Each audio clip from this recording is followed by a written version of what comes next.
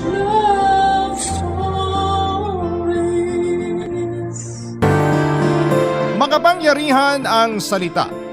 Kaya nitong makapagbigay ng inspirasyon sa kapwa o di kaya ay makasira sa kumpiyansa ng isang tao. Kaya nga kung wala tayong mabuting sasabihin ay itikom na lang natin ang bibig natin. Ikaw kabarangay, may kilala ka bang masakit magsalita? Dear Papa Dudut, hindi lahat ng tao ay pinanganak at tumatanda na makapal ang mukha. Ang ibig ko pong sabihin, yung ibang mataas ang kumpiyansa sa sarili at malakas ang loob. At merong iilan na kasama na ako doon na mahiyain at kung pwede lang iwasang makipag-usap sa tao para sa ikakapanatag ng loob ay gagawin talaga.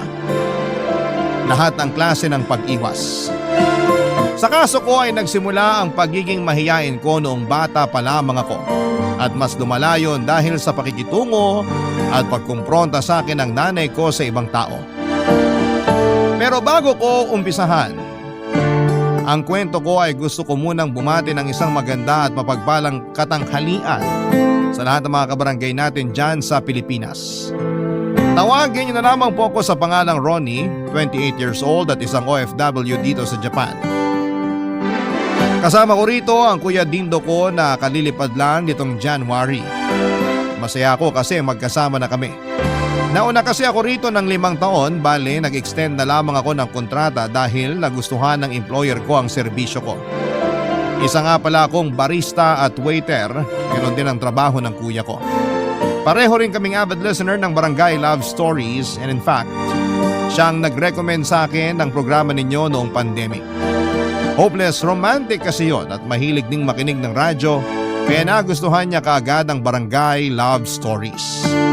Sabi ko nga sabay kaming sumulat sa istasyon ninyo para mapakinggan namin ang aming kwento. Paunahan na lamang kung sino ang mapipili. Magsisimula ang lahat noong nasa Pilipinas pa lamang kami 7 taon na ang nakakalipas. 21 anyos ako noon at aminadong may pagkamahiyain. Ako yung tipo ng tao na mas pipiling umupo sa dulong bahagi ng classroom kung saan ay malayo sa mga kaklase ko at hindi masyadong pansinin. Kahit nung elementary pa lamang ako ay malaking pagsubok na talaga sa akin ang pagpasok sa eskwelahan. Kaya tuloy ay hindi rin ako masyadong natuto at madalas ay kulelat sa klase. Bagay na laging kinakainis ng nanay ko, Papa Dudut.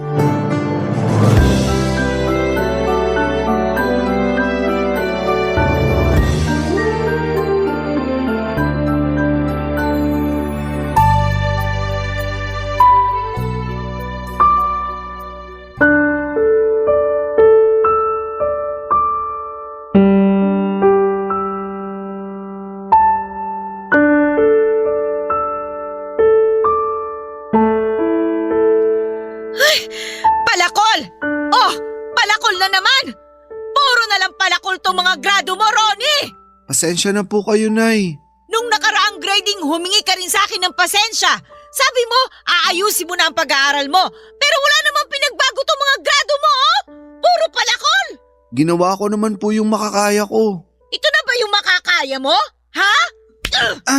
Nay, tama na po. Kahit kailan talaga, napakalabnaw niyang utak mo! Alam nyo naman po na hindi ako matalino pero pinag-aaral nyo pa rin ako. Ayun na nga eh! Hindi ka nga matalino, kaya mas lalong kailangan mo mag-aral! Nay naman ayoko na pong mag-aral. Abay, loko-loko talaga tong batang ito ah! Anong ayaw mo mag-aral eh, maswerte ka nga kasi pinag-aaral kita! Marami dyan mga katulad mo na gustong-gusto mag-aral pero hindi pinag-aaral ng magulang! Di sila na lang po yung pag-aralin nyo. Aray! Hoy ha, sa susunod, hindi lang bato ka makukuha mo! Ingungudgud ko na sa sahig yung mukha mo! Bakit ko sila pag-aaralin? Anak ko ba sila? Nay naman Ikaw nga tigilan mo ako sa kakaganyan mo ha? Baka nakakalimutan mo, hindi ka na bata. Kung nung maliit ka, pinagpapasensyahan kita sa kahinaan ng ulo mo, pwes, ibahin mo na ngayon. Ipapaalala ko lang sa'yo na 21 ka na, matanda ka na, Ronnie! Hindi ko naman po nakakalimutan yung edad ko. Abay di mabuti! Sa edad mong yan, dapat nasa kolehiyo ka na eh. Katulad ng mga kaklase mo noon. Ay, hindi ka ba nahihiya dun sa mga kasabayan mo nung elementary ka? Yung iba doon anak ng mga kaibigan ko. Ayun, nasa third year college na ngayon. Tapos ikaw, hindi ko pa alam kung gagraduate ng high school? Ayan na naman po kayo. Kinukumpara nyo na naman po ako sa kanila, Nay. Abay malamang. Kanino kita ikukumpara? Sa kuya mo? Eh bulakbol din yung hayop na yun eh. Kaya hindi rin nakapagtapos ng kolehiyo. Kaya nga po wag nyo na lang akong ikumpara sa ibang tao. Nakakasama kayo ng loob eh. Ikaw pa talagang may ganang sumama ang loob. Eh kumusta naman kaya yung loob ko? Yung nararamdaman ko. Kasi kung tatanungin mo ako, gigil na ako sa'yo ngayon. Ay! Ang gusto ko lang naman kasi, ayusin mo ang pag-aaral mo. Ito lang yung kaya ko ipamana sa'yo eh. Wala kaming malaking kayamanan ng tatay ninyo. Kaya nga pagsikapan mo makapagtapos. Ay, sorry po ulit, Nay. Puro ka na lang sorry. Tapos hindi naman kita nakikitaan ng pagbabago. Hindi ko na po alam gagawin ko eh. Hindi ako kasing talino ng mga anak ng kaibigan nyo. Kaya nga lalo mong pagsikapan para maging kasing talino kanila. Parang imposible naman po yun. Malayong malayo na po sila sa akin. Wala akong pakialam. Kung kailangan mo magsikap ng husto para mahabol sila at mapantayan, abay gawin mo. Para naman kahit papano, may pagmalaki na kita sa mga kaibigan ko.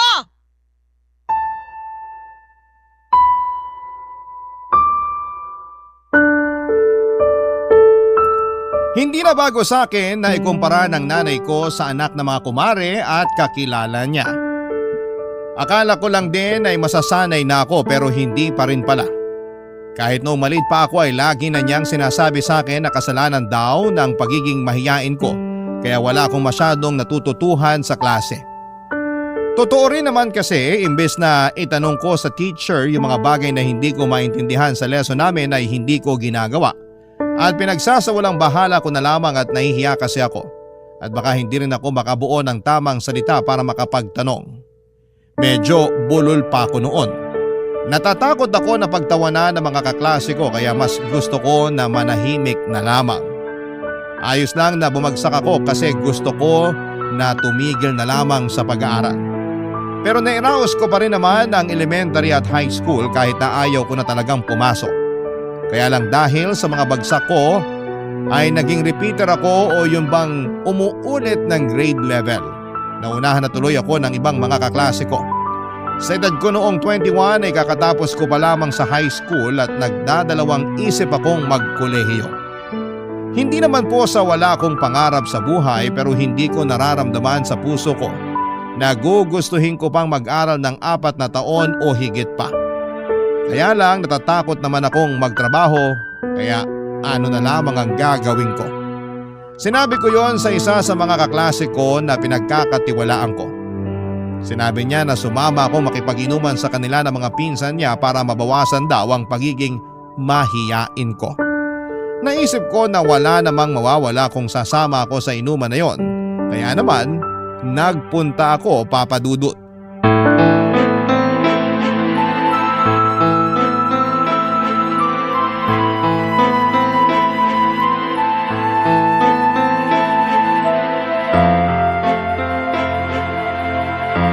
Santisima! Ano nangyari sa'yo, Ronnie?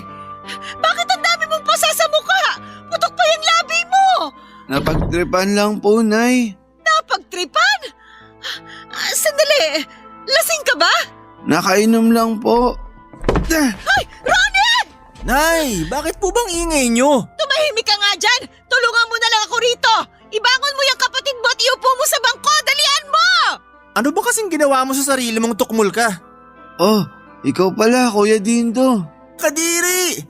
Kailan ka pa natutong uminom? Halika na, bumangon ka dyan.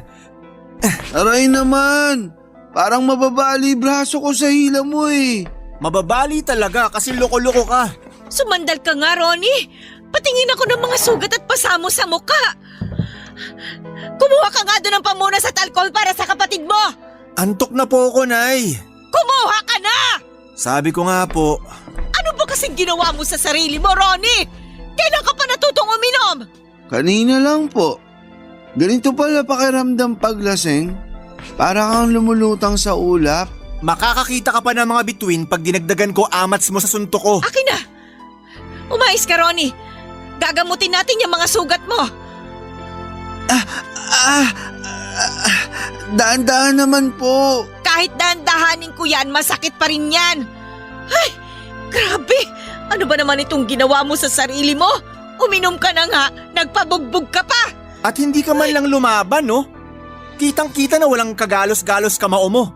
Ibig sabihin, hinayaan mo lang sila na gawing punching bag yung mukha mo. Kahit kailan duwag ka talaga at lampa. Pwede ba tumigil ka na nga dyan, Dindo? Ano bang gusto mo? Gayahin ng kapatid mo ang pagiging basagulero mo? Basagulero man po ako, at least hindi ako umuuwing bugbog sarado. Hirap kasi dyan kay Ronnie, pinalaki niyong babakla-bakla. Wala akong anak na bakla! Hindi kaya ako bakla, kuya. Ah, talaga? Sige nga, patunayan mo. Suntukin mo ako, dali. Ano bang pinagsasasabi mo, Dindo? Chill lang kayo, Nay. Tuturuan ko lang kung paano manuntok tong anak mo. O ano? Tumayo ka na dyan, dali. Suntukin mo na ako. Suntok lang ha. Dapat di ka gagante, kuya. Oo naman. Sige na, suntok na. Yan dapat sa'yo. Halikan mo sahig. Napaka-uto-uto mo kasi eh! Ayan tuloy, natumba ka na naman sa sahig! Ayos lang naman siya, Nay. Anong ayos lang siya eh, parang hindi na nga gumagalaw tong kapatid mo! Baka nakatulog na sa kalasingan. Hayaan nyo na siya dyan. Dyan sa sahig na babagay yung mga katulad niya nalalampa-lampa. First time ko lang malasing at masasabi kong masarap din pala sa pakiramdam.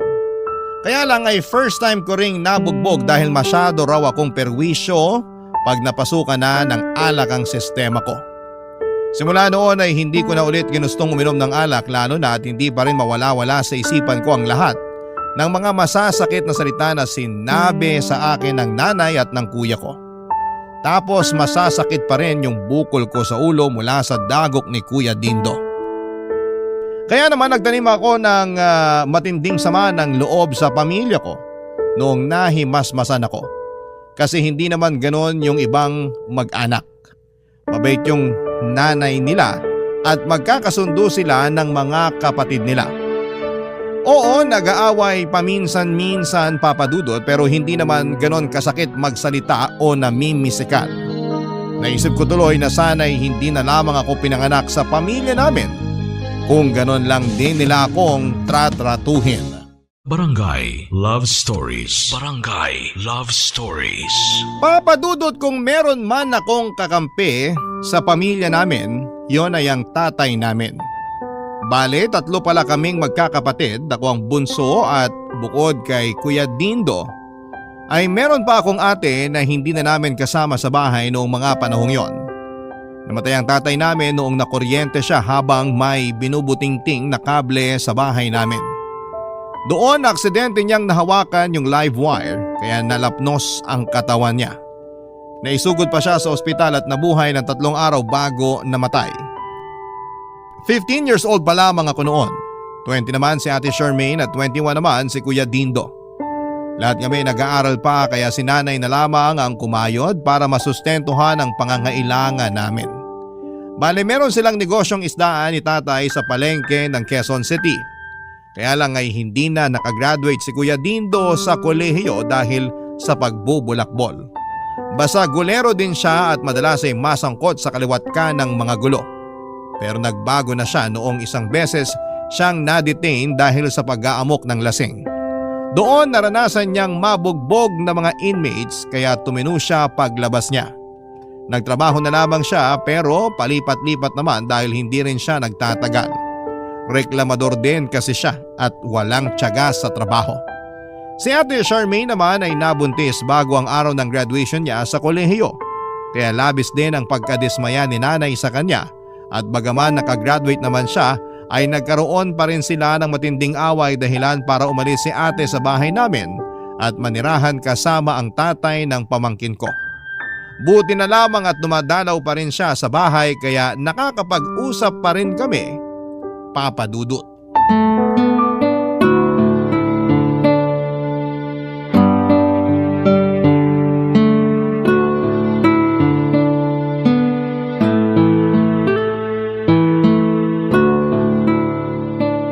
Kamusta ka naman, Ronnie?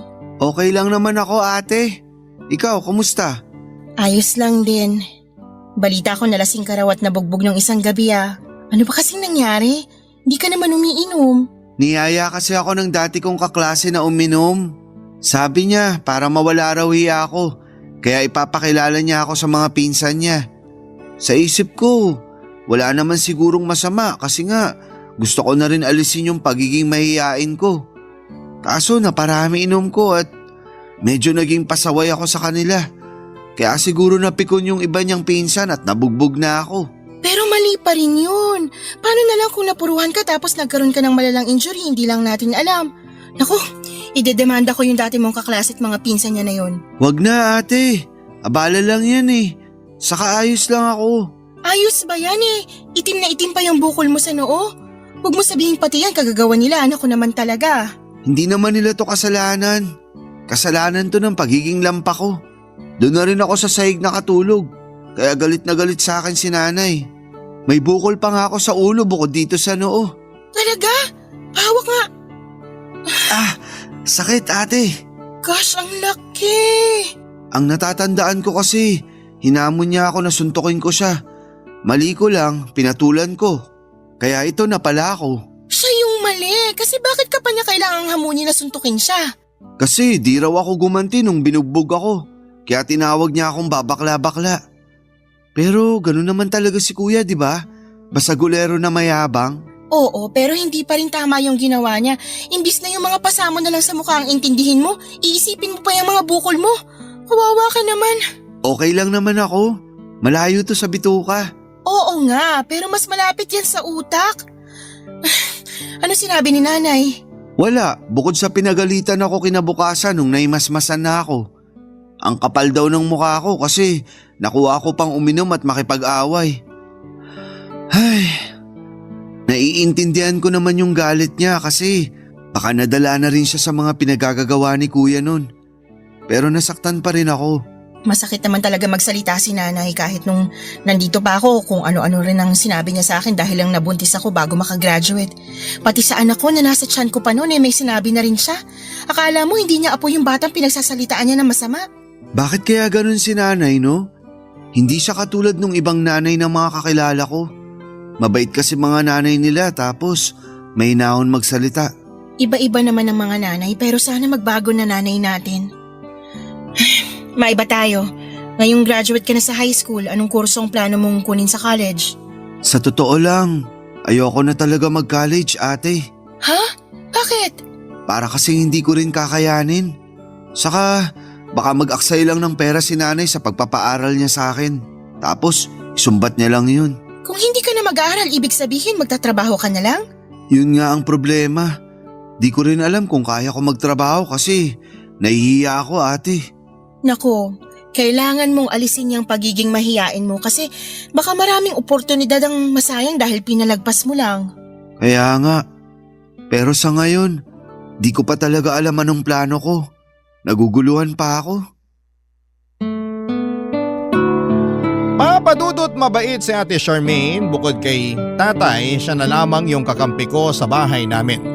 Kaya nga laking lungkot ko nang umalis siya sa bahay dahil alam ko na ang magiging buhay ko kasama sina kuya at nanay.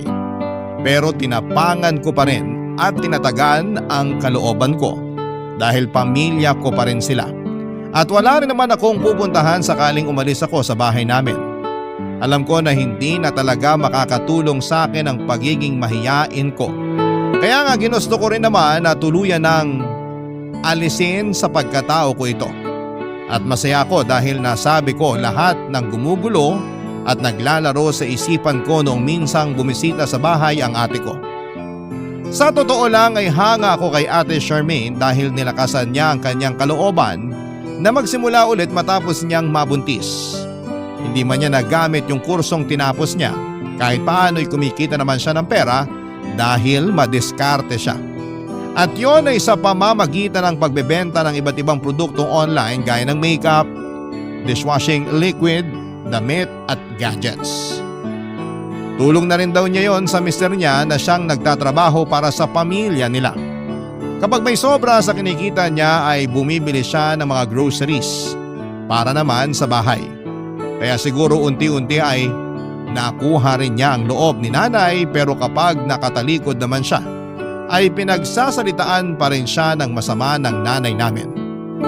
Kung minsan ay chinichismis pa nga siya ni nanay sa mga kapitbahay.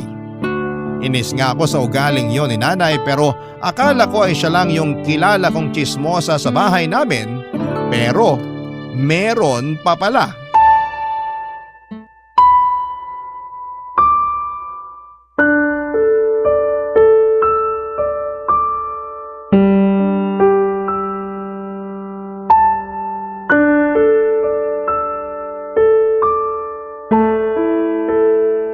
Sinabi niya talaga yon, Dindo? Oo, Nay. Dinig na dinig ng dalawang tenga ko.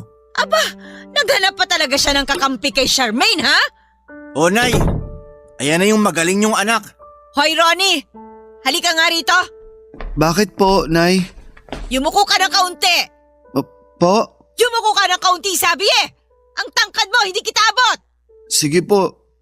Ayan po. Yan ang Aray dapat ko, sa'yo. Nay! Ayos ah. Solid yun, Nay. Tumigil ka dyan. Baka ikaw ang sunod kong batukan. Bakit naman ako nadamay bigla? Ay, mabuti pa, iskapo na ako. Mamaya mabatukan pa ako. Bakit niyo naman po ako binatukan? Nagtatanong ka pa talaga? Hindi ko naman alam yung rason niyo. Nalaman ko lang naman na ayaw mo na palang magkolehiyo.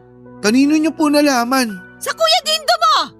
Narinig daw niya yung pag-uusap niyo ng ate mo nung nakaraan. Tapos ikinuwento niya sa akin. Akala ko sinanay lang tong chismosa sa bahay. Chismoso rin pala tong si Kuya. Hoy! Narinig ko yon, ha? Sorry po, Nay. Huwag mo ang iniiba ang usapan. Hindi ko naman po iniiba yung usapan. Wala lang po ako masabi. Ibig sabihin, totoo nga yung sinabi ng kuya mo na ayaw mo na magkolehiyo?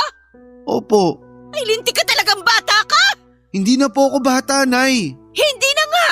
Pero para ka pa rin bata kung mag-isip. Tumutulad ka na naman sa ibang mga kabataan na laki na nga sa hirap, batugan pa! Iginapang para makapagtapos, ayaw namang mag-aral! Ang kakapal naman ang mukha ninyo! Hindi ko na po kasi nakikita yung sarili ko na makakagraduate sa college. Saka di ko rin po alam kung anong kurso ang kukunin ko. Baka bumagsak lang ako sa mga subject kasi di ko kayanin. Tapos magagalit lang po kayo sa akin. Alam nga namang matuwa ako at ipagmalaki kita, no? Responsibilidad mo ang mag-aral ng mabuti. Malamang magagalit talaga ako sa'yo. Kaya nga ayoko na lang po mag-aral. O ano na lang ang gagawin mo ngayon? Hindi ko pa rin po alam. Kita mo na? Ni wala kang kaplano-plano sa buhay mo? Huwag mong sabihin na tatambay ka lang dito sa bahay maghapon. Aba naman, mahiya ka naman sa akin, Ronnie. Ako ito nagpapakahirap magtrabaho dun sa palengke para lang mabuhay kayo, tapos gaganyanin niyo lang ako?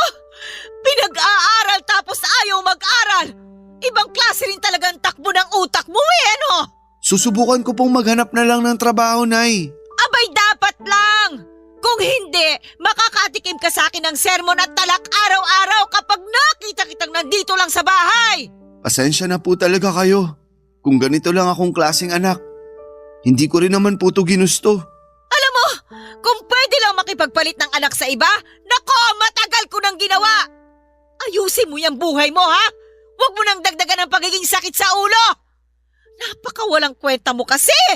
Niwala ka sa kalingkingan ng anak ng mga kaibigan ko! Nakakainis lang kasi nagkaroon ako ng anak na mahina at mahiyain na katulad mo!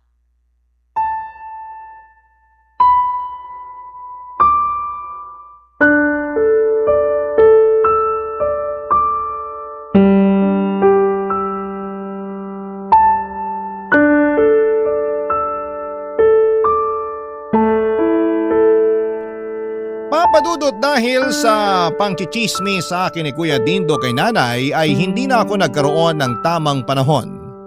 Naiproseso sa utak ko kung paano ko sasabihin at ipaliwanag sa kanila na ayoko nang magkolehiyo. Hindi naman masama ang intensyon ko dahil alam ko sa sarili ko na baka hindi ko rin kayanin yon. Sapat na yung nakakabasa ako, nakakasulat at nakakapagbilang. Kahit naman paano ay nakakaintindi ako sa basic English, kaya hindi ko na kailangang magpakadalubhasa sa ibang propesyon. Sa totoo lang ay hindi pa ako sigurado sa plano kong gawin sakaling hindi na ako pumasok sa eskwelahan sa darating na pasukan. Bala kong saka na lang yung isipin kapag nasabi ko na kay nanay ang plano kong paghinto sa pag-aaral. Pero dahil sa pagiging bida-bida ni kuya ay nagkagulo na naman sa bahay namin at minasama na naman ng nanay ko ang naiisip ko. Ang sakit-sakit sabihang walang kwentang anak. Makasarili at hindi marunong tumanaw ng utang na loob sa mga magulang na nagpaaral sa amin. Lahat ng mga masasakit na salitang yon ay naipon sa dibdib ko at pakiramdam ko ay gusto ko nang sumabog at gusto ko nang magwala ng mga panahong yon sa sobrang sama ng loob at sa sobrang sakit ng pinagdaraanan ko. Barangay Love Stories. Barangay Love Stories. Papadudot pinanindigan ko ang desisyon kong wag nang mag-aral. Doon ko na rin sinimulang maghanap ng pwedeng mapasukang trabaho para kahit papaano ay kumita ako ng pera.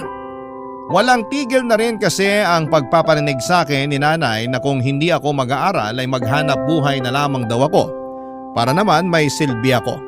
Pero natagalan pa rin akong makahanap ng trabaho dahil sa pagiging mahiyain ko. Sa awa naman ng Diyos ay nakapasok ako bilang tagaluto ng burger sa isang 24/7 burger shop sa lugar namin.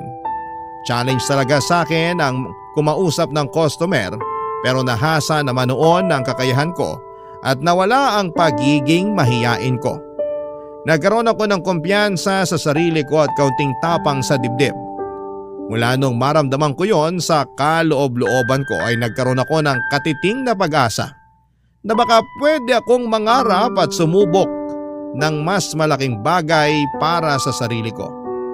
Mahal ko naman ang ginagawa ko ng mga panahon na yon pero ayokong magluto at magbenta ng hamburger hanggang tumanda ako.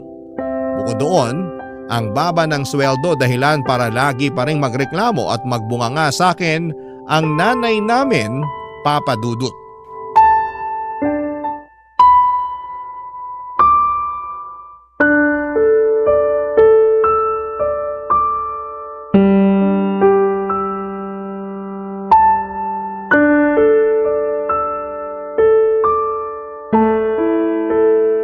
Nay, ito na po yung sweldo ko.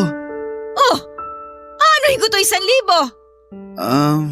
Pandagdag po, pambili ng bigas. Sa lakas niyong kumain ng kuya mo, kulang na kulang pa tong 1,000 mo.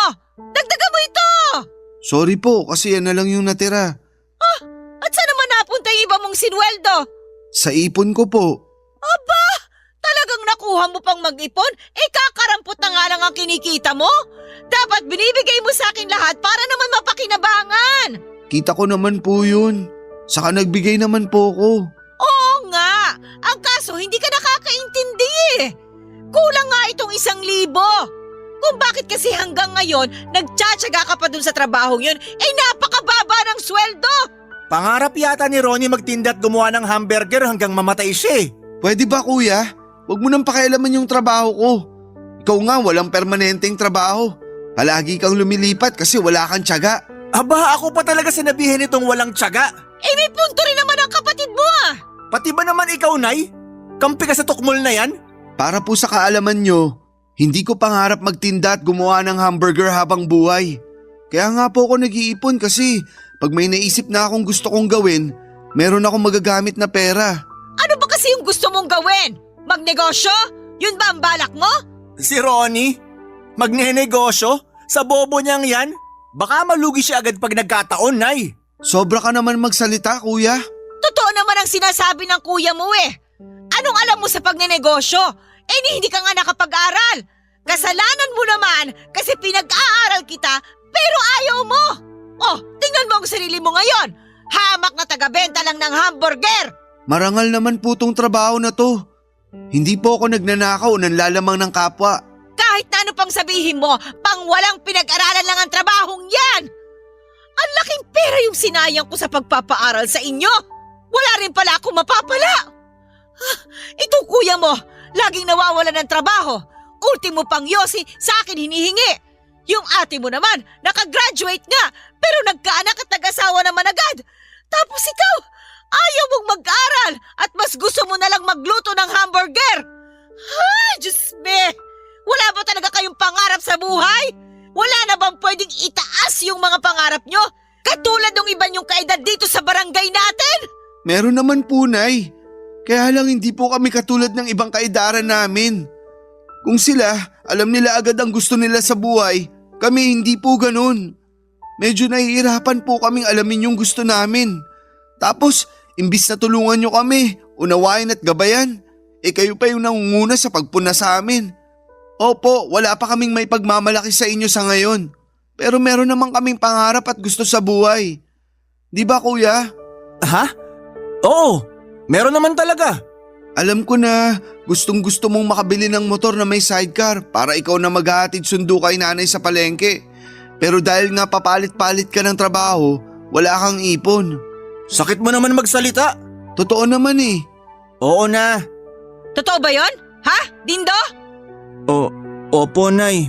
Kaya sana, wag nyo na po kaming ikumpara sa iba, Nay. Kahit po yung wag nyo na lang kami pagsalitaan ng masama at hindi maganda. Ayos na kung hindi nyo rin naman po kami kayang suportahan. Masakit po kasi sa amin yun. Lalo na sa inyo pa mismo nang galing. Papadudot, ayoko naman sanang pagsalitaan ng ganon si nanay pero sobrang bigat na kasi ng kalooban ko. Para kung bomba na sasabog na lamang anumang sandali. Pero sa totoo lang ay gulat na gulat ako sa sarili ko dahil nagawa kong masabi ang nilalaman ng isipan ko at manindigan sa bagay na gusto ko at pati si Kuya Dindo ay napasang-ayon sa akin. Pero hindi ako proud na nasagot ko si nanay at napagsalitaan siya ng hindi maganda. Kaya nga ginawa ko pa rin ang makakaya ko para ipaunawa sa kanya ang gusto kong sabihin. Dahil ang huling bagay na gusto kong mangyari sa akin ay maging katulad niya. Yung bang madaling madaig ng emosyon kaya hindi napag-iisipan ng mabuti ang sasabihin at kadalasan ay nakapagsasalita ng masakit. Mahiyain lamang ako at walang tiwala sa sarili pero hindi ako bastos na anak. Kaya nga nagsorry pa rin ako kay nanay noong sumunod na araw. Pero tinalakan niya lamang ako at hindi man lang humingi ng patawad sa mga sinabi niya. Naisip ko na ayaw niya lang talagang ibaba ang pride niya. Dahil para sa kanya ay siya ang nanay, siya ang dapat na masunod. At siya lang ang laging tama. At bilang tipo ng tao na hindi mahilig makipagtalo o makipagpataasan ng ihi, hindi na lamang ako sumagot. Doon ako mas lalong nagsikap sa ginawa ko habang patuloy na nangangarap na balang araw ay aasenso kami sa buhay. Isang araw ay niyaya ako ng dati kong katrabaho at kaibigan sa burger shop kung gusto ko raw ba siyang samahan na kumuha ng short-term course tungkol sa food and beverages. Nagka-interes ako, kaya hindi na ako nagdalawang isip na mag-enroll din, papadudot.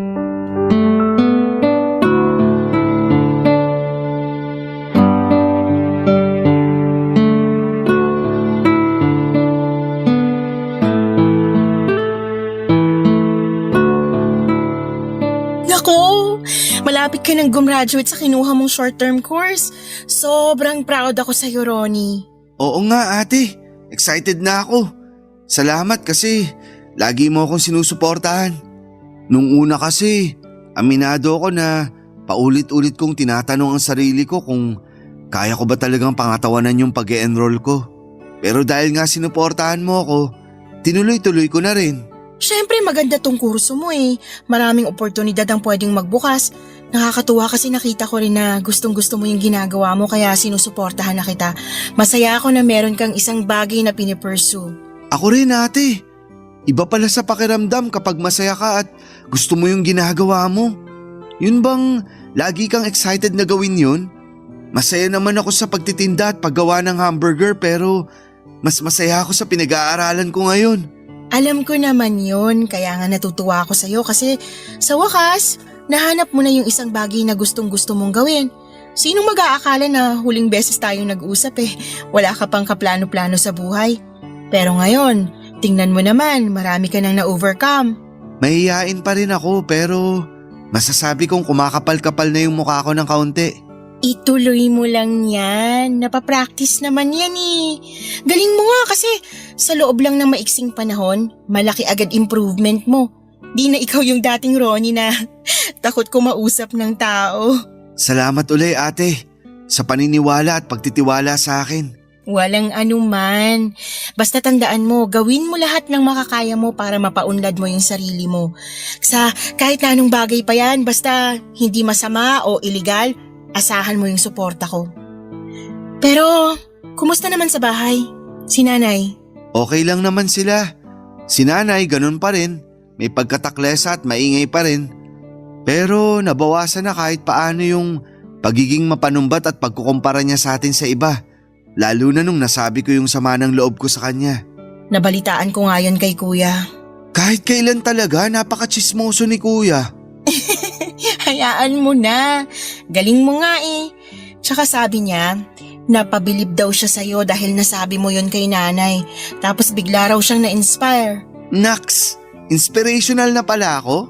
Oo naman. Hindi mo lang alam pero malaki na pala natutulong mo sa isang tao para mabago yung pananaw niya sa buhay at lalong magsikap na tuparin yung mga pangarap nila. Ganon din kasi yung ginawa mo sa akin eh. Na-inspire mo ako na sumubok pa ng isang bagay. Kung ganun, itutuloy mo na talaga pag-enroll mo sa baking class? Oo, suportado rin naman ako ng mister ko. Tsaka para magamit ko rin yung kursong natapos ko. Good luck sa'yo ate. Naniniwala ako sa kakayahan mo kasi magaling ka. Naniniwala rin ako sa kakayahan mo, Ronnie. Kaya sana huwag kang susuko ah. Huwag kang hihinto sa pangangarap. Oo, hindi. At kahit na saan man ako dalhin ng pangarap ko, lagi kong tatandaan mga sinabi mo. O siya, magmerienda muna tayo sa kusina bago tayo magkaiyakan dito. Gumawa ako ng yema cake. Pagdala ka na rin sa bahay. Paborito ni nanay yung yema cake mo. Lagi niyang binibida sa mga kapitbahay. Talaga? Mukhang nagbago na nga si nanay ah. Maganda-ganda na yung sinasabi eh. Oo nga no, sana magtuloy-tuloy na. Mismo! Papadudot makapangyarihan ang mga salita at pwede itong makasugat ng damdamin lalo na kung hindi maganda ang ating sasabihin. At malaki rin ang epekto nito sa mga kabataan na nagsisimula pa lamang sa buhay.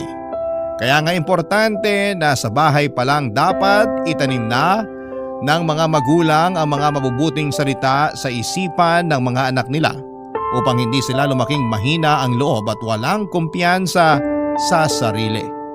Yun kasi ang natutuhan ng ating sender mula sa karanasan niya na ibinahagi sa ating programa. Sa kasalukuyan ay masaya kami papadudot na nakakatulong na kami sa nanay namin kahit na hindi kami katulad ng ibang anak na mga kakilala niya. Ay proud na sa amin si nanay dahil unti-unti na naming natutupad lahat ng mga pangarap namin. Nagkapatawaran na rin pala kami ni nanay bago ako umalis noon sa Pilipinas. Ayoko na kasing magbaon ng sama ng loob. Gusto ko na lang ng peace of mind. Masaya naman ako dahil nakikita kong nagbago na nga itong si nanay. Mabuti na lang talaga at nilakasan ko ang loob ko na magsalita noon upang malaman din niya ang nilalaman ng puso ko. Wala naman akong masamang intensyon dahil mahal ko ang nanay ko. Pangarap kong mabigyan siya ng maginhawang buhay na alam kong deserve niya. Matapos ang mga sakripisyo niya para sa aming magkakapatid noong maaga kaming iwan ni tatay. Kaya nga gagawin ko ang lahat at magsisikap ako para magkatotoo ang mga pangarap ko. Hanggang dito na lamang po papadudot ang sulat ko at sana po ay mapili po ninyong i-ere sa programa ninyong Barangay Love Stories. Maraming salamat po at sana ay marami akong na-inspire sa aking kwento. God bless po sa inyong istasyon and more power. Ang inyong forever kapuso at kabarangay, Ronnie. Barangay Love Stories. Barangay Love Stories. Anong say mo sa Barangay Love Stories na ito? Pagkwentuhan natin sa comment section yan. Nagustuhan ng iyong napakinggan? Ituloy yan via live stream sa www.gmanetwork.com/radio.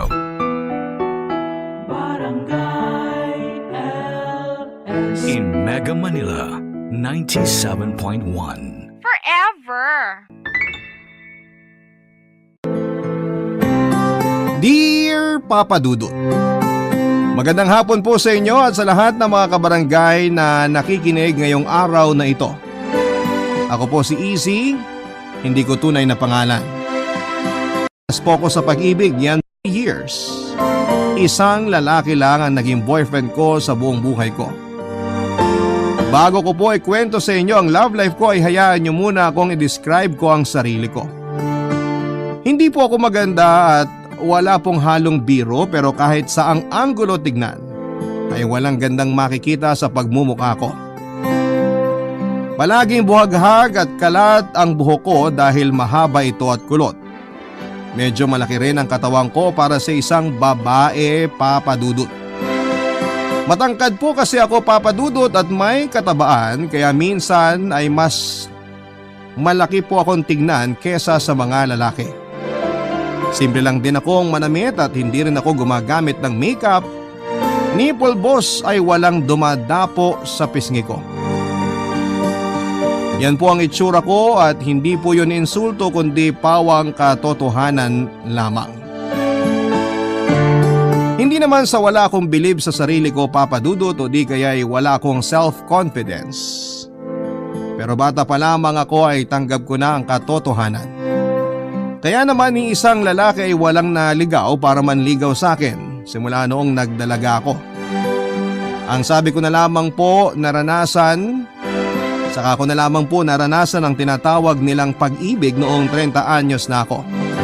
Kung kailan naawa yata ang may kapal. Kaya naman isang lalaki ang pinadala niya para makipagkilala sa akin.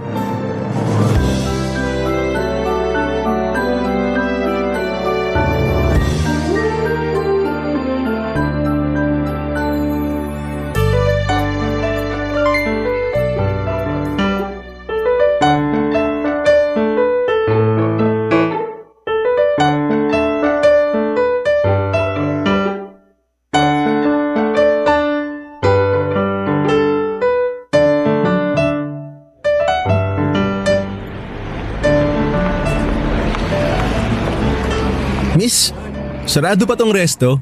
Opo, sarado pa sir. Alas 7 pa magbubukas. Talaga ba? Dati kasi alas 6 pa lang bukas na to eh. Antayin nyo na lang po. Malapit na rin naman mag alas 7. Sige, maghihintay na lang ako. Empleyado ka ba rito? Opo, kusinera po ako rito. Ah, so ikaw pala yung nagluluto ng araw-araw na kinakain ko. Siguro po. Regular customer po ba kayo rito? Oo, ilang buwan na rin. Nangungupahan ako dyan sa malapit. Bago ako pumasok sa trabaho, dumadaan ako dito para kumain na agahan. Ah, okay. Nagbago na kasi yung management kaya nagbago rin yung oras ng opening at closing namin. Yung ilang menu nga rito, binago at pinalitan na rin Talaga ba? Nako, sana available pa yung paborito kong pagkain. Ano po ba yung lagi niyong ino-order? Yung chicken fillet na may kakaibang sauce tapos java rice. Ah, yun ba? Huwag ka mag-alala sir. Available pa yun. Talaga? Mabuti naman. Kala ko inalis na rin So, gaano ka nakatagal nagtatrabaho rito? Mga 5 years na. Matagal-tagal na rin. Ibig sabihin, dito ka na nagtatrabaho nung bagong lipat pa lang ako dito sa Maynila? Ewan ko. Kailan ka ba lumipat dito? 2007 nung lumipat ako rito sa Maynila para magtrabaho. Ah, oo. Kusinera na ako nun dito. Kung kusinera ka dito, baka naabutan mo yung sizzling chicken cordon bleu nila with gravy and java rice. Oo naman. Recipe ko yun Talaga? Yun kaya yung binabalik-balikan ko noon dito nung bagong salta pa lang ako. Yung cordon bleu na yun talaga yung dahilan kung bakit ako naging regular customer nyo. Totoo ba? Oo, promise. Kaso nung 2009 nilipat ako ng opisina kaya lumipat din ako ng inuupahan. Ngayon na lang ako nakabalik dito. Pagbalik ko, wala na yung dating menu. Excited pa naman ako noon na matikman uli yung cordon bleu nyo. Oo, phased out na talaga yung ibang recipes. Hindi na rin kasi mabili tsaka binago talaga yung menu nung nag-hire sila ng bagong chef. Tagal na ako nagkikrave dun sa totoo lang. Alam mo ba, sinubukan ko nga magluto ng ganun kaso iba talaga yung lasa ng gawa nyo. Iba yung sarap ng gravy nyo bumagay sa cordon bleu. Ay, natakam tuloy ako. Actually, madali lang naman gawin yun Gusto mo ipagluto kita? Talaga? Pwede ba? Pero mahal ang bayad kasi special order siya. Okay lang, basta matikman ko uli yun. O sige, antayin na lang natin mag-open tong resto. Ay, nga pala. Anong pangalan mo? Easy. Ako naman si Jack. Nice to meet you, Jack. Sabi mo nangungupahan ka lang dito, di ba? Taga saan ka talaga? Taga Pampanga ako. Ah, okay. Ikaw ba? Caloocan lang. Wala kaming probinsya. Dito na ako sa Metro Manila ipinanganak. Ah, ganun ba? Oh. Ay, sandali lang. 7:00 na pala. Magbubukas na kami. Mag-order ka na lang sa loob Sabihin mo special order. Ako nang bahala sa cordon bleu mo. Sige, salamat Simula ng araw na yon, Papa Dudut, ay araw-araw nang nagpupunta si Jack sa resto para sa kanyang cordon bleu. Napagalitan nga ako noon ng boss namin noong nalaman niyang nagluluto ako ng special orders.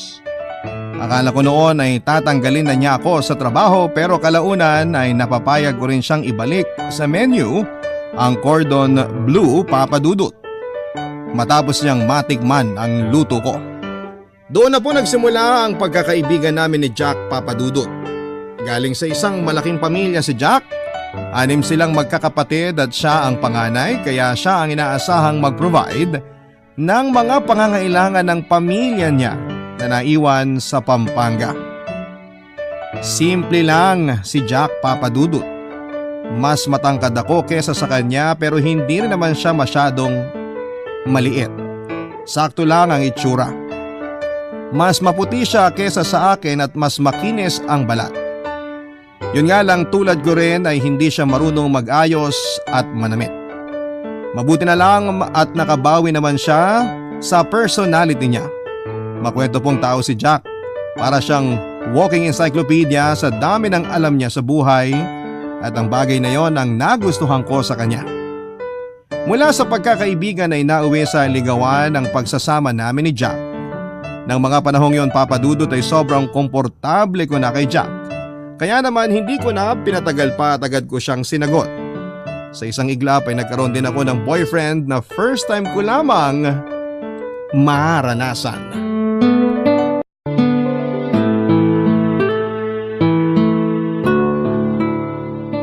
Masarap pala maglakad-lakad sa labas pag ganitong oras, no?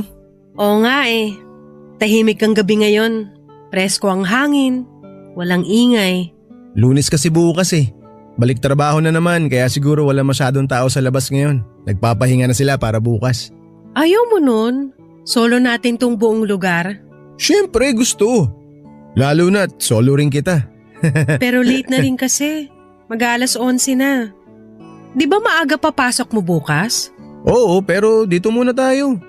Ine-enjoy ko pa yung moment natin Okay, sige. Ikaw ang bahala. Sayang naman yung gabi kung uuwi tayo agad. Tinan mo yung langit Maliwalas. Puno ng stars. Oo nga no? Alam mo ba nung bata ako, pangarap ko makapunta sa isa sa mga star. Talaga? Bakit naman? Kasi may nakapunta na sa buwan Kaya gusto ko naman na sa star ako makapunta. Pero mas malayo ang mga star kesa sa buwan. As in malayong malayo. Sobrang layo. Alam ko. Late ko na nga lang na-realize kasi hindi ako nakikinig sa science class namin noon. Ikaw talaga. Pero alam mo ba na may nakakalungkot na kwento ang mga star? Talaga? Ano? Ang iba kasi sa mga yan patay na. Pero sa sobrang layo nila, yung ilaw nila nagta-travel pa rin sa outer space papunta sa Earth hanggang ngayon. Ganun sila kalayo. Ibig mong sabihin, yung ibang star sa langit, ilaw na lang kasi patay na? Ganun na nga. Nakakalungkot nga yun. Kaya nga humaling na humaling ako sa mga star. Bakit ka nga ba humaling na humaling sa stars? Kasi kahit gaano sila kalayo or kahit patay na yung iba sa kanila, gabi-gabi nandyan pa rin sila para samahan ka. At gusto ko na ganun din ako sa'yo, Easy. Gusto kong samahan ka hindi lang gabi-gabi, kundi habang buhay. Ano bang nagustuhan mo sa akin, Jack? Nagustuhan ko sa'yo? Marami. Marami ako nagustuhan sa'yo. Tulad ng? Nung una pa lang kitang nakilala, nakita ko agad yung kabaitan mo. Isipin mo, ipinagluto mo ka ng pagkain na wala sa menu nyo kahit na hindi mo naman ako kilala. Tapos nung naging magkaibigan tayo, ramdam ko yung pag-aalaga mo sa akin kahit na kaibigan mo lang ako. Yun siguro yung dahilan kung bakit nahulog yung puso ko sa'yo Mabait ka at maalaga kang tao. Totoo ba yan? Baka naman sinasabi mo lang yan kasi nga nanliligaw ka. Kaya nga ako nanliligaw dahil sa mga sinabi ko. Ano na bang date ngayon? 18 ngayon, linggo. Bakit? Simula ngayon, tatandaan mo na ang araw na to. Bakit naman? Kasi ito yung araw na sinasagot na kita. Talaga? Sinasagot mo na ako? Tayo na? Oo! Woohoo! May girlfriend na ako! Uy, huwag kang mag-ingay, baka mamaya makabulabog tayo. Masaya ako Tara na nga, umuwi na tayo.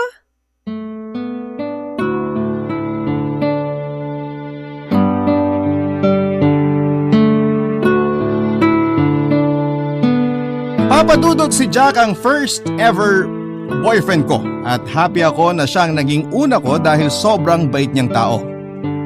Itinuring niya akong reyna na kailanman ay hindi ko naranasan sa tanang buhay ko.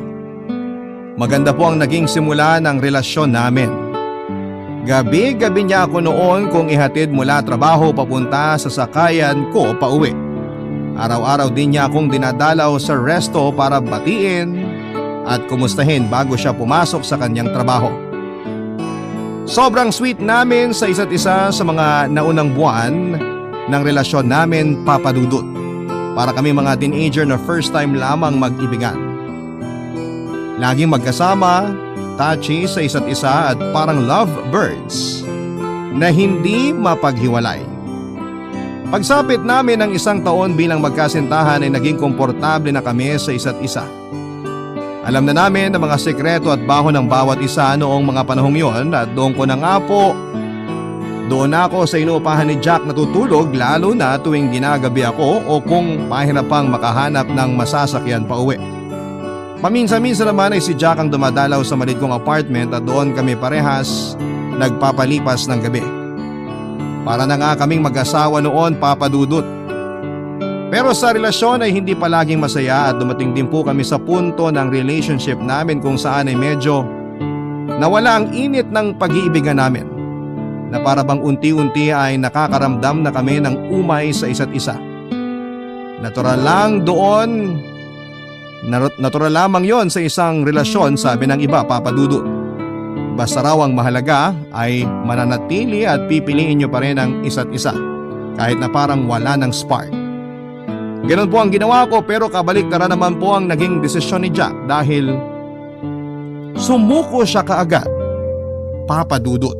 Barangay Love Stories. Barangay Love Stories. Basta isang araw ay naghiwalay na lamang kami dahil ayaw na niya.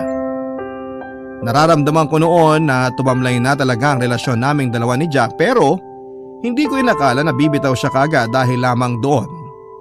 Ang paliwanag niya sa akin ay parang wala na raw patutunguhan ang relasyon naming dalawa. Para raw itong isang bangka sa gitna ng dagat na walang alon. Hindi gumagalaw at walang direksyon. Sobrang sakit po pala ang ma-broken heart, Papadudot. Masarap umibig pero mapait at maging broken. Para akong nanalo ng milyon sa loto tapos malalaman kong panaginip lang pala ang lahat. Para akong pinangakuan ng bahay at lupa tapos ay biglang bawi rin pala kinaumagahan. Pakiramdam ko po noon ay para akong pinagnakawan ng saya. Sobrang sakit na naniwala ako sa mga matatamis na pangako na sa huli ay tatalikuran lang din pala, Papadudot. Wala na po akong nagawa noong iniwan ako ni Jack. Naghiwalay kami na para bang tapos na ang kontrata at tapos ang lahat sa amin at dapat ay wala na kaming pakialam sa isa't isa. Hindi ko po natanggap na gano'n na lamang ang kinawian ng relasyon namin. Sinubukan ko siyang habulin para iligtas pa sana ang relasyon naming matagal nang tumaob pero iniwasan at pinagtaguan lamang ako ni Jack. Papadudot na 3 buwan na palang may laman ang tiyan ko. Dahil dito ay lakas loob ko pong hinanap si Jack para ipaalam sa kanya ang balita.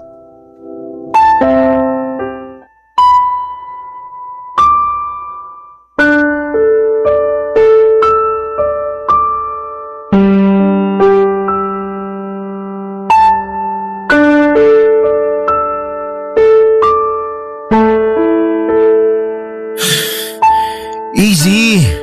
Ano na naman bang ginagawa mo rito? Gusto lang kita makausap. Ang tagal na simula nung naghiwalay tayo ah. Hindi ka pa rin ba nakakapag-move on? Move on? Paano ako mag-move on kung bigla mo na lang akong iniwan? Hindi kita biglang iniwan. Nagpaalam ako sa'yo ng maayos. Iniwan mo pa rin ako. Tinalikuran mo ko, iniwasan mo ko na para bang may nakakahawa akong sakit. Pinagtaguan mo ko na parang naniningil ako ng utang sa'yo. Paano ako mag-move on, Jack? Kung bigla ka na lang umalis sa buhay ko. Ano pa bang gusto mong sabihin ko? Gusto mo ba talaga na ipamukha ako sa'yo na ayaw ko na? Nasawa na ako sa relasyon nating dalawa? Gusto mo pa bang saktan ng ganito sarili mo? Gusto ko lang naman malaman kung saan. Saan ba ako nagkulang, ha? Hindi ako perpektong tao pero sana naman bago mo ko iniwan, sinabi mo muna kung nasan yung mali para sana kahit papano na itama natin, naayos natin. Hindi yung basta-basta ka na lang aalis na para ka lang nasiraan ng laruan na porket sawa ka na sa laruang yun, ayaw mo nang ayusin. Pasensya ka na. Pero na-realize ko lang kasi na hindi ikaw ang nakikita ko na makakasama ko habang buhay. Hindi ikaw ang babaeng gusto kong pakasalan. Siguro noon na humaling ako sa'yo kaya kita niligawan pero yung pagkahumaling na yon, wala na eh. Nagsawa ka na sa akin? Yun ba? Yun bang gusto mong palabasin? Ganun na nga.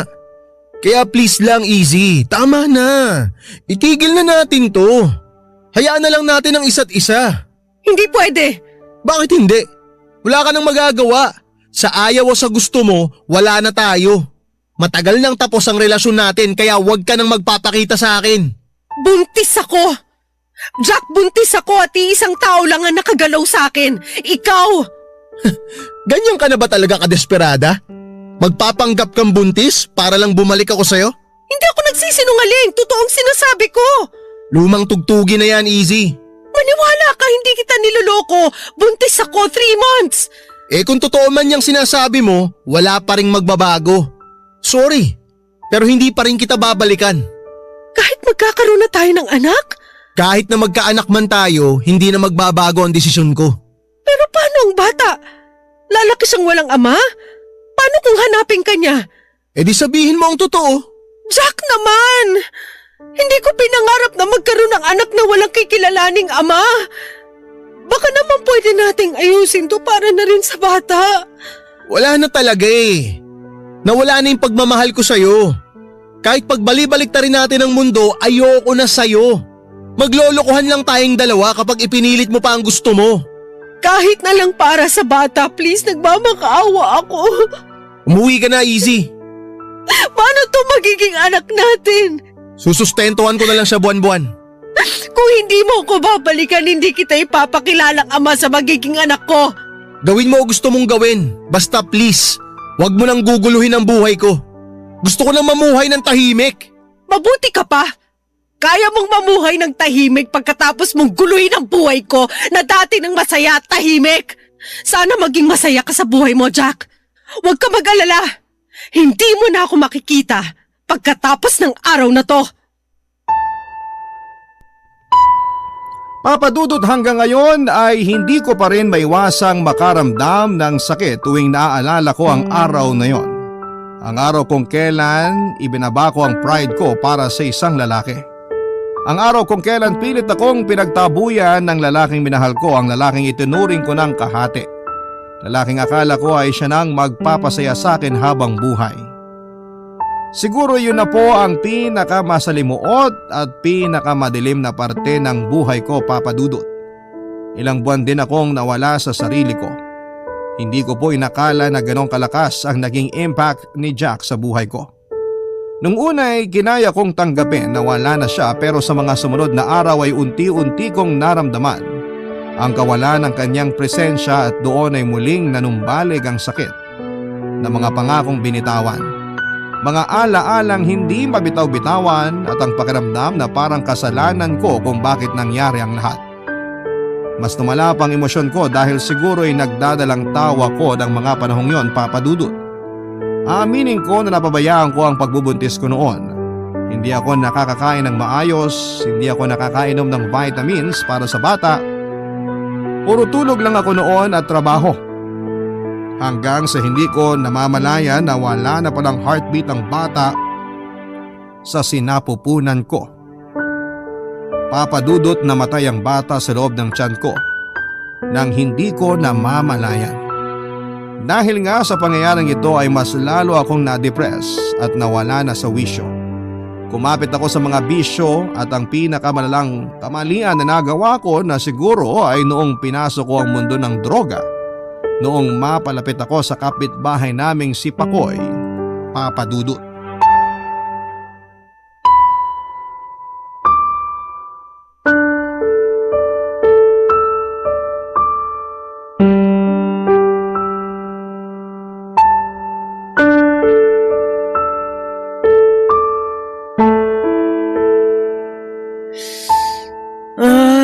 Sarap. Mismo, di ba? Makasarap ka lang dyan. Pero huwag mo rin kalimutan magbayad, ha? Turok ka ng turok sa katawan mo, tapos puro utang ka naman. Mahal na ang drugs ngayon, oy. Huwag kang mag-alala. Babayaran naman kita eh. Paano? Si Santi ka nga sa trabaho. Kung bakit kasi pumasok ka ng sabog eh. Ba't kasi pinagbabawal nila to eh? Laking tulong nito para makapagpasaya ng tao. Ayan ka na naman eh.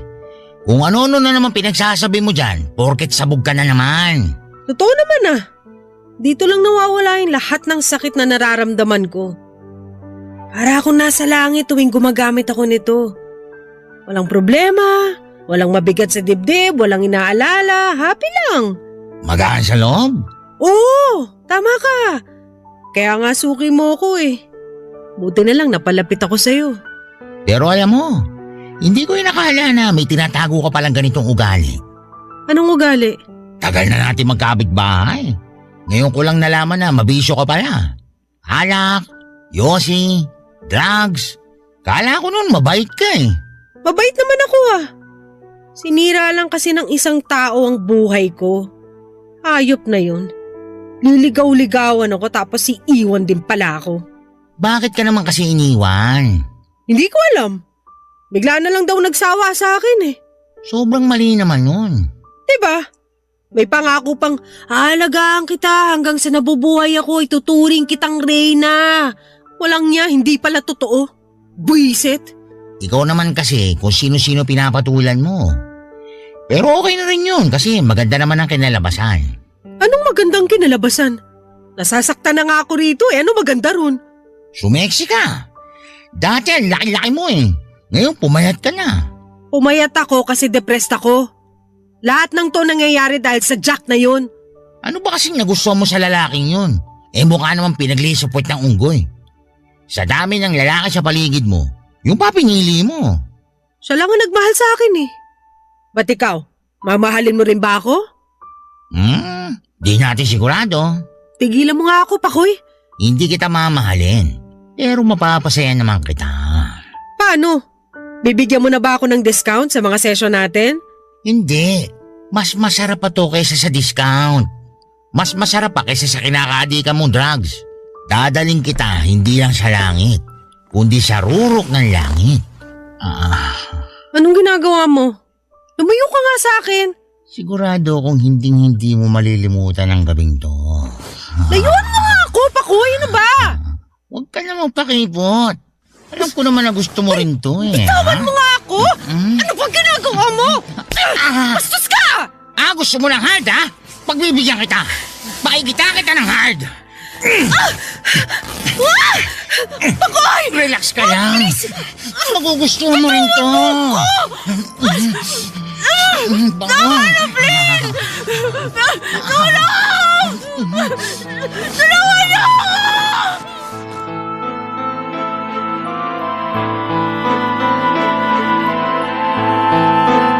Papadudot tulala at hindi ako makapaniwala sa nangyari noong makauwi ako sa bahay ng gabing yon. Hindi pa noon tuluyang nag-sink in sa utak ko kung ano ang nangyari sa akin at para bang emosyon na makikita sa mukha ko pero ng mga oras na yon ay punong-puno ng pandidiri ang puso ko. Ni hindi ko magawang tignan ang sarili ko sa salamin. Gusto kong maiyak pero walang luhang lumalabas sa mga mata ko. Gusto kong magwala, magalit, sumigaw pero wala akong lakas para gawin ang lahat ng yon. Ilang araw akong hindi nakatulog, Papadudot, dahil sa mga nangyari. Hindi ako lumabas ng bahay, hindi ako nagpakita sa mga tao dahil iniiwasan kong makita si Pakoy. Nais ko sana noong magsumbong sa mga pulis pero natakot ako na baka pati ako ay madamay dahil pareho kami ni Pakoy na gumagamit ng ipinagbabawal na gamot. Sinolo ko na lamang noon ang nangyaring pangahalay sa akin, Papa Dudut. Hindi na rin ako noon bumalik pa sa paggamit ng droga dahil si Pakoy lang naman noon ang kilala ko na dealer at ayoko nang makita ang pagbumukha ng lalaking yon. Lumipas ang ilang buwan ay nabalitaan ko na lamang na nahuli si Pakoy sa isang buy-bust operation.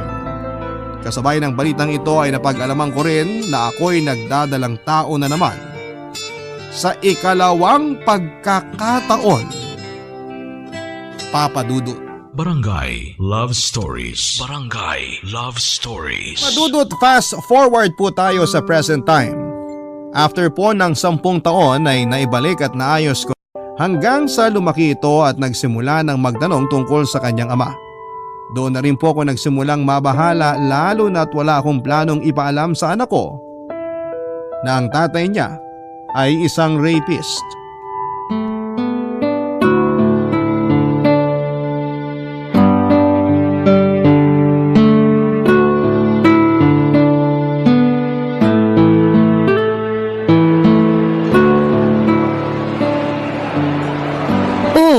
Naubos mo na agad yung ice cream mo? Opo, Mama. Ang sarap po kasi eh. Masarap ba?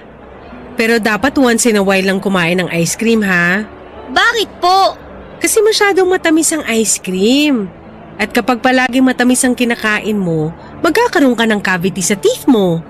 Masisira yung teeth mo. Gusto mo ba yon? Hindi po. Kaya huwag kang palaging kumain ng matamis, okay? Opo, Mama. Tapos, after kumain ng matamis, anong gagawin? Magto-toothbrush! Very good! Galing-galing talaga ng anak ko. Payakap nga. Mama, hindi po ako makahinga. Sorry anak. Proud lang kasi ako sa'yo. Ang bilis mo kasing lumaki. Parang kailan lang nung hindi ka pa makapaglakad. Ngayon malapit ka na magdalaga. Mama, bukas na pala namin ipapasa yung project namin sa school. Oh, tapos mo na ba? Hindi pa po eh. Magpapatulong po sana ako sa inyo. Kaso lagi po kayong busy eh. Anong project ba yan? Sige, tatapusin natin yan mamaya pagka uwi natin. Family tree po. Nagawa ko na po yung sa mother side. Yung sa father side na lang po ang hindi. Yun na lang po yung kulang ko. Okay na yun. Hindi mo na kailangan ng father side kasi simula nung pinanganak ka, kami lang ang family mo. Never ka nagkaroon ng father side na matatawag na pamilya. Pero kahit pangalan lang po ni Papa ang ilalagay ko. Napag-usapan na natin ang tungkol dyan, di ba? Wala kang papa kasi hindi niya deserve maging tatay. Nakakainggit lang po kasi yung mga classmate ko po, complete family sila. Palagi silang sinusundo ng mga papa nila. Tapos ako po… Anak, wag na wag mong ikukumpara ang sarili mo sa ibang tao. May kanya-kanya tayong pinagdadaanan. Iba ang buhay nila, iba rin ang buhay mo. Bakit? Hindi ka ba masaya na ako ang magulang mo? Masaya po. Pero mas masaya po sana kung dalawa po eh. Dalawa naman ako ah. Ako ang mama mo. At ako rin ang papa mo. Si Mama talaga. Alam mo anak, masaya magkaroon ng tatay. Pero minsan, may mga tao talaga tayong kailangan maalis sa buhay natin para mabuhay tayo ng tahimik at walang problema. Bad guy po ba si Papa? Ha? Sabihin na lang natin na mas mabuti na lang na wala siya sa family natin ngayon. Paano po kung bigla siyang magpakita sa akin? Paano po kung gusto niya po ulit maging part ng family natin? Tatanggapin po ba natin siya? Maniwala ka sa akin anak, hindi mangyayari yun. Bakit naman po? Hindi ko hahayaang mapalapit ka sa taong yun. Tinatanong mo kung bad guy siya? Yes. Bad guy siya kaya tama na ang usapang to, okay? Pero, Ma, paano po yung project ko? Ipasa mo na lang ng ganun.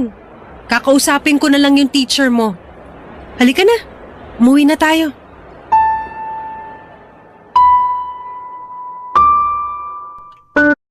Papa Dudut, wala talaga akong planong ipakilala kay Melissa kung sino ang tatay niya. Ayokong malaman ng anak ko ang nangyari sa akin at mas lalong ayoko ring malaman niya na isang rapist at adik ang tatay niya. Sa totoo lang po ay ang hirap, Papa Dudut, ng sitwasyon ko. Hirap na akong iwasan ang mga katanungan sa akin ni Melissa patungkol sa papa niya. Minsan ay nagkukunwari na lamang akong busy o hindi kaya'y nagagalit-galitan para lamang matapos kaagad ang usapan. Hindi naglaon ay nagsawa din si Melissa sa kakatanong. Papa Dudut, ng taong yon ay maganda naman ang naging buhay naming mag-ina.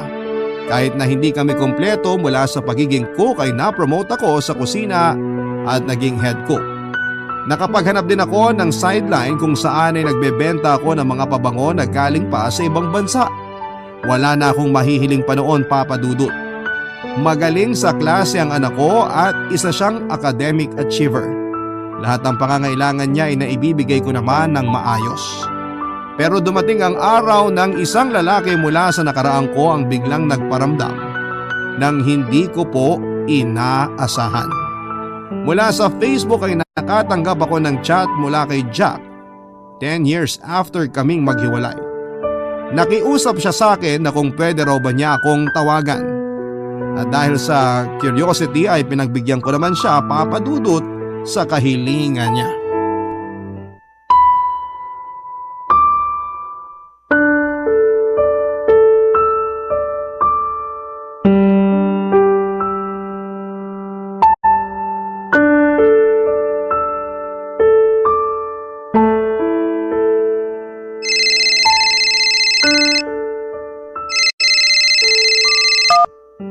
Hello? Easy, si Jack to. Magandang hapon sa'yo. Kumusta ka na? Maayos naman ako. Ikaw?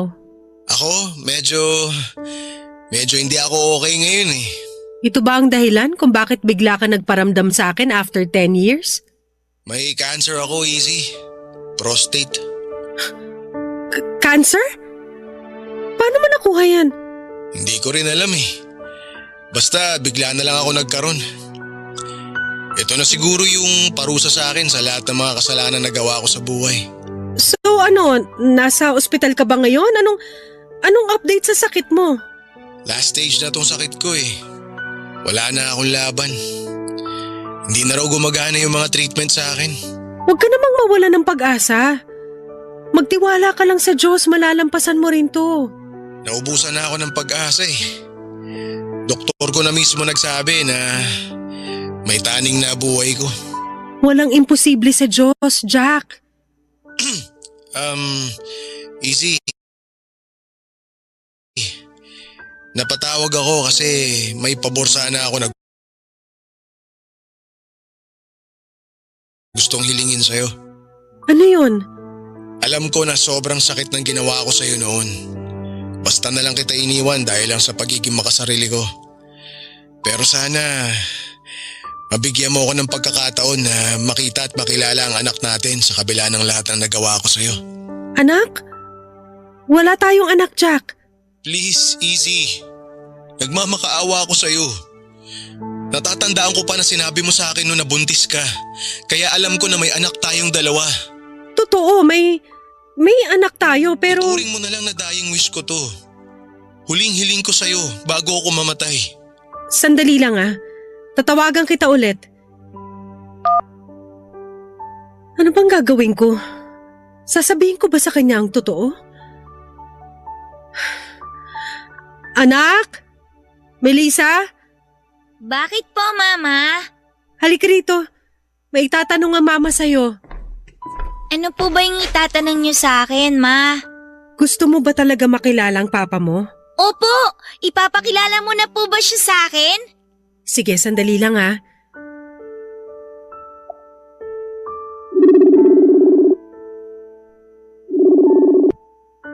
Hello, Easy? I-open mo ang cam mo. May papakilala ako sa'yo. Sandali lang. Ayan, kita mo na ba ako? Oo. Jack, ito si Melissa. Melissa, ito naman… Siya po ba ang papa ko? Hello, anak? Ako nga. Ako ang papa mo. Marami kang question sa papa mo, di ba? Sige na. Itanong mo na sa kanya lahat. Hindi po ba kayo magagalit? Hindi ako magagalit.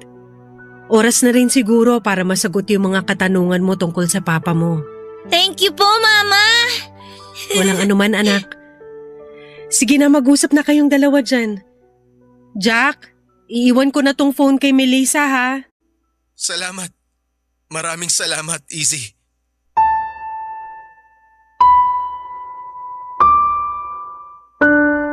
Papa Dudut, alam ko po na isang malaking kasinungalingan ang ginawa ko. Hindi anak ni Jack si Melissa at lalong hindi si Jack ang ama ng anak ko. Pero nang mga panahong yon ay ito lamang ang tanging opportunity na nakita ko para makatulong kay Jack at sa parehong pagkakataon ay para masolusyonan na rin ang problema ko sa pagtatanong ni Melissa patungkol sa kanyang totoong tatay. Hindi naman po naghinala si Jack na hindi niya anak si Melissa, Papa Dudut. Sa mga sumunod na buwan ay laging bumibisita si Melissa sa ospital para makabanding si Jack na noon ay pinaniniwalaan na niyang tatay niya. Pagkatapos ng 3 buwan ay tuluyan ng binawian ng buhay si Jack. Hanggang sa ngayon ay wala pa pong nakakaalam sa ginawa ko at mas mabuti na rin sigurong hayaan ko na lamang na ganon ang nangyari. At least, kahit sa mga huling sandali ay natupad ko ang dying wish ni Jack. At ngayon ay may kinikilala na ring ama ang anak kong si Melissa kahit na ang lahat ng ito ay isang kasinungalingan lamang. Papa Dudut, dito ko na po tinatapos ang kwento ko sa inyo at hindi ko alam kung may matututunan ba sa naging buhay ko bilang avid fan. Ay masaya ako na sa wakas ay na-share ko na rin po ang story ko sa inyo.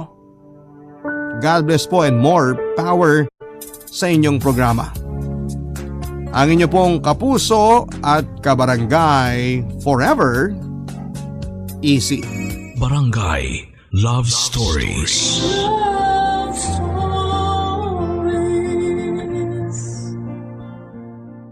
Barangay LS 97.1. 97.1. Number 1. Forever! Kabarangay, i-share mo ang iyong barangay love stories. Sabay-sabay nating pakinggan ang iyong kwento ng pag-ibig, buhay at pag-asa. Ipadala lang sa barangaylovestories@yahoo.com.